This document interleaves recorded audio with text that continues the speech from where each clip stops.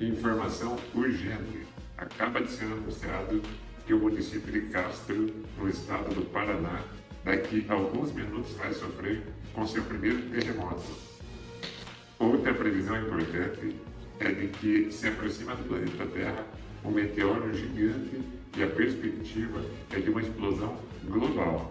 Chega a ser cômico, mas infelizmente essas são as famosas fake news. Eu tive o privilégio de gravar uma live com a grande profissional, a jornalista Lu, que explorou muito bem essa questão. Recomendo para você que não acompanhou. Como que eu posso, Lu, na tua percepção, como é que eu consigo verificar, me blindar? Como é que eu posso investigar? Qual é o caminho para que eu não me deixe ser levado por uma fake news? Isso é importantíssimo. Eu acho que é a cereja do bolo da nossa conversa hoje.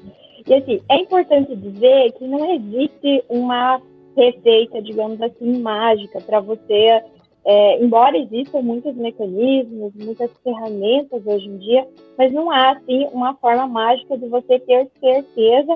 Mas, primeiro, eu acho que assim, a pessoa realmente tem que tomar para si essa responsabilidade e buscar saber, né, se tem um mínimo de coerência. Então, assim, existem algumas dicas, né, que a gente pode dar para isso. Por exemplo, você buscar fontes. E eu até quero citar um exemplo aqui.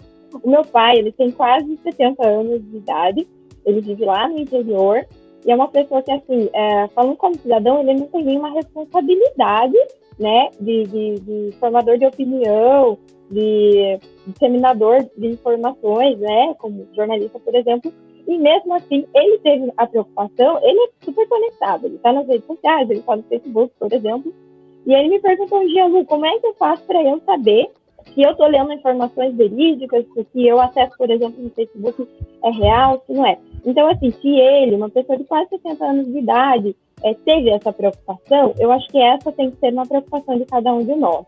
E aí eu expliquei para ele, né, que primeiro ele tem que buscar fontes de confiança, e é claro, eu não vou ficar aqui citando nomes, mas assim, nós conhecemos veículos de comunicação de todos os portes, novos, antigos, e é um pouco, né, não é difícil nós sabermos que alguns trabalham com jornalismo sério e que outros nem tanto, digamos assim. Então, a primeira dica é procurar realmente por fontes confiáveis, de preferência uma mídia mais tradicional.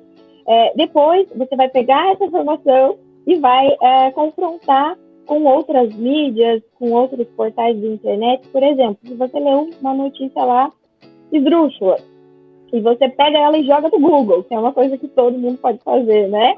E ela não aparece em nenhum outro portal, começa aí um indício de que pode, né? Aparece aí um indício de que pode ser uma notícia falsa, porque geralmente, quando é uma informação importante, algo que está sendo comentado, que impacta a vida de todo mundo, né? Ou pelo menos da maioria das pessoas, existe pelo menos mais um canal de comunicação falando disso, né? Outra coisa importante é comparar datas. Viu-se muito, por exemplo, em campanhas políticas, as pessoas levantando situações que ocorreram há anos, até décadas atrás, e tentando fazer parecer como uma situação atual. Então é importante você pegar esses dados, olhar as datas, ver se isso está acontecendo agora mesmo, se faz sentido, se essa situação faz algum sentido para a nossa época, se não é algo que foi resgatado aí e jogado na mídia agora. A linguagem, a própria linguagem também usada para abordar esse assunto, a forma como a matéria é escrita, por exemplo, num portal de notícias, ela também pode dar sinais se é verdadeiro ou não.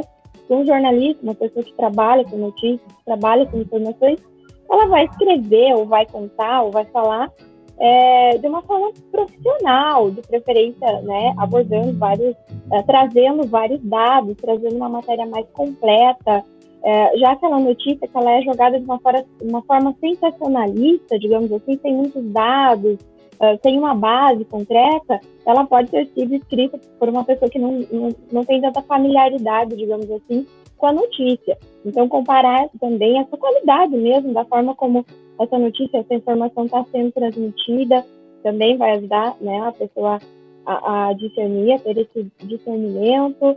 Também é muito importante que as pessoas, assim, Não compartilhe só porque veio de um portal, de uma rede, de um grupo, chegou para você de uma forma que parece ser de confiança, não significa que é real. Por exemplo, você pode estar num grupo de WhatsApp, por exemplo, e de repente uma pessoa em quem você confia acabou encaminhando lá uma notícia.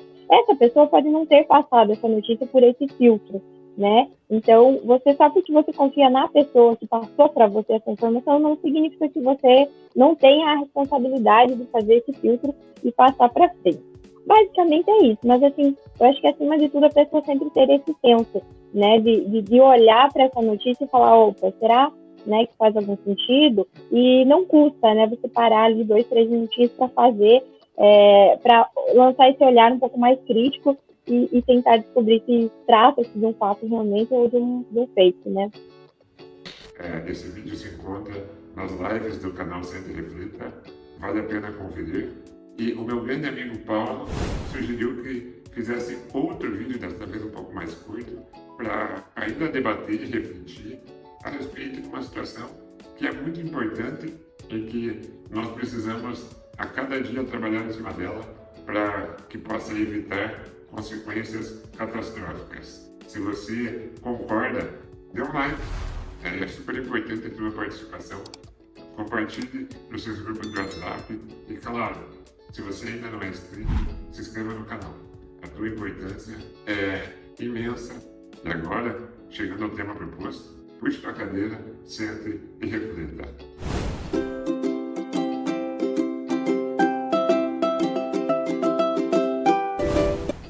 Olá, meu nome é Ricardo Antunes Westphal, mais conhecido como Raido. Sou psicólogo e vamos tentar explorar mais uma vez a questão das fake news. Eu penso que é importante a gente iniciar a reflexão pensando sobre o fenômeno do efeito borboleta. Seria basicamente uma asa bater do lado direito e mover um oceano do lado esquerdo. Claro que, simbolicamente, essa expressão ela quer dizer sobre a dimensão que determinado fenômeno pode alcançar. Por exemplo, nas fake news, a gente pode perceber que até no nosso cotidiano ela pode gerar consequências que, infelizmente, muitas vezes não tem volta. Podemos pensar sobre aquele discurso de que não se deve tomar vacina, pois esta é uma forma de manipular a sociedade. Ou então, a gente pode pensar também de que pessoas dizem: eu preciso beber uma pinguinha para que eu possa abrir meu apetite.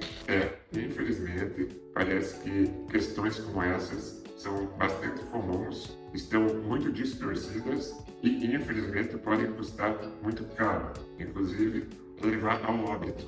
Mas, por qual motivo será que isso acontece com tanta frequência?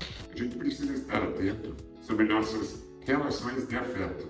Eu vou utilizar como exemplo a última eleição política que aconteceu no nosso país. Era muito claro, de ambos os lados, que, infelizmente, na maioria das vezes, não havia um discurso técnico, um discurso sobre projetos. Parece que se tornou uma guerra pessoal, um confronto de identidades, onde nós muitas vezes nos identificamos e acabamos carregando o político como um membro da nossa família ou até mesmo como um representante da minha própria identidade.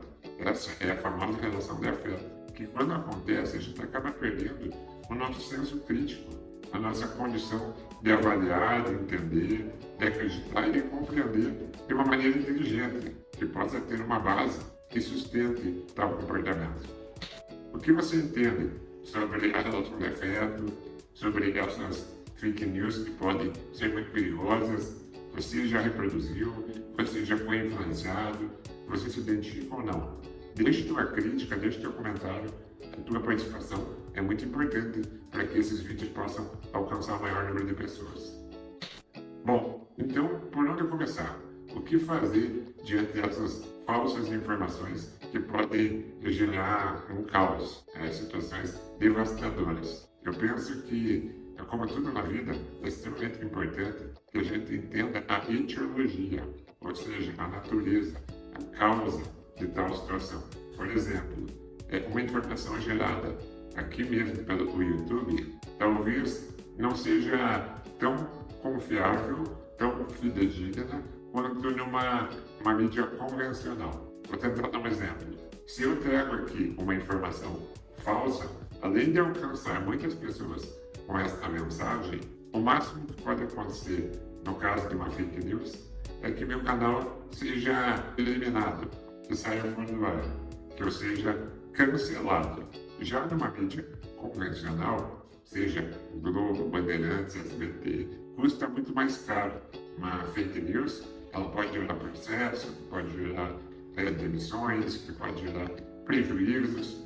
Ou seja, é claro que lá também existem informações equivocadas, distorcidas, mas já começa a ficar um pouco mais interessante quando eu entendo o quanto pode ser seguro ou não determinada informação.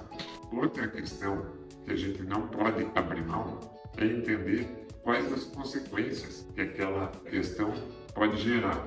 Por exemplo, se eu pensar no anúncio no início desse vídeo, o que vai adiantar eu comunicar às pessoas de Castro de que vai haver um terremoto daqui a alguns minutos? O máximo que pode acontecer é gerar uma histeria coletiva, um surto, pois, infelizmente, não haveria muita alternativa.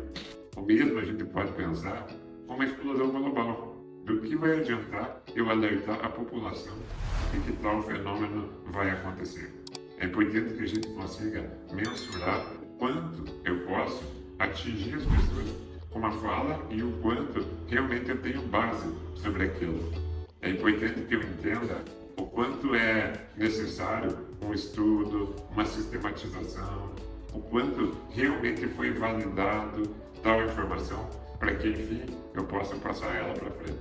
Nós precisamos lembrar do que diz o senso comum, que boca fechada não entra mosquito. Ou seja, me parece que é um baita aprendizado. Quando você tiver na dúvida, não tiver certeza, talvez o melhor a ser feito é ficar quieto. Até porque uma palavra falada é como uma flecha atirada. Na maioria das vezes pode ser ressignificado, pode ser entendido de uma maneira diferente, mas infelizmente ela não tem volta. Espero que eu tenha contribuído mais uma vez com essa reflexão. Fica aqui o meu muito obrigado e fazendo jus ao nome do canal, sentem e reflitam.